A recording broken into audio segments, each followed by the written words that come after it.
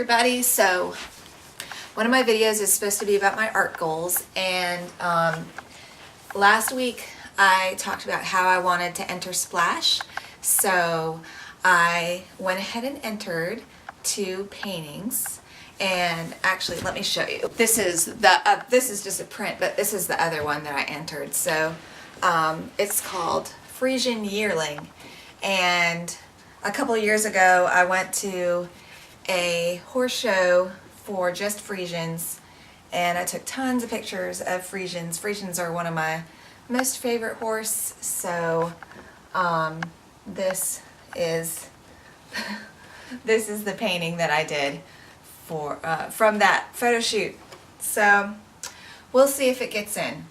So I wanted to show you my splash book too. This is one of them. I have like 10 of them, so I have a lot of them.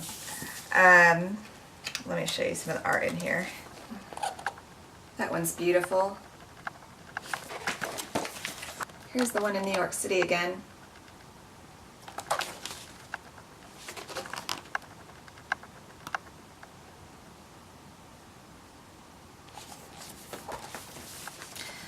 So this is the creme de la creme of watercolor artists in the world. And I just love looking through it. It's so inspiring, and it really makes you think about where you are as an artist and where you want to go. And there's so many different styles of painting. This one's kind of neat. It's really drippy.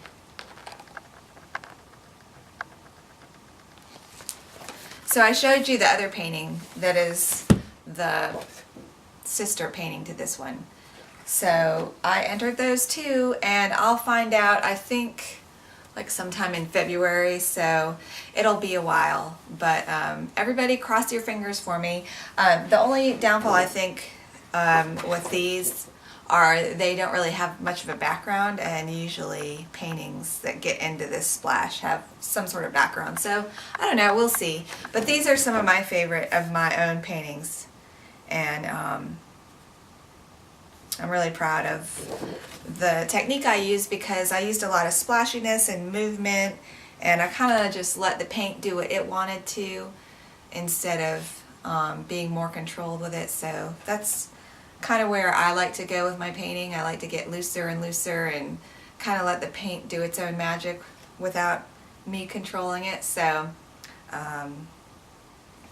anyway, so post more of your art goals. I really enjoyed reading you guys' art goals on YouTube and in Facebook comments, and just remember, if you don't try something, then you'll never know if you would have succeeded. So at least try. So I encourage you all to do that. Also, I would say about goals, I think that you have to be realistic with your goals, and you have to kind of make yourself a little uncomfortable. Not a lot uncomfortable, but a little uncomfortable. And if you're not doing that, if you're not making mistakes, if you're not feeling somewhat disappointed in yourself once in a while, maybe you're not pushing yourself hard enough.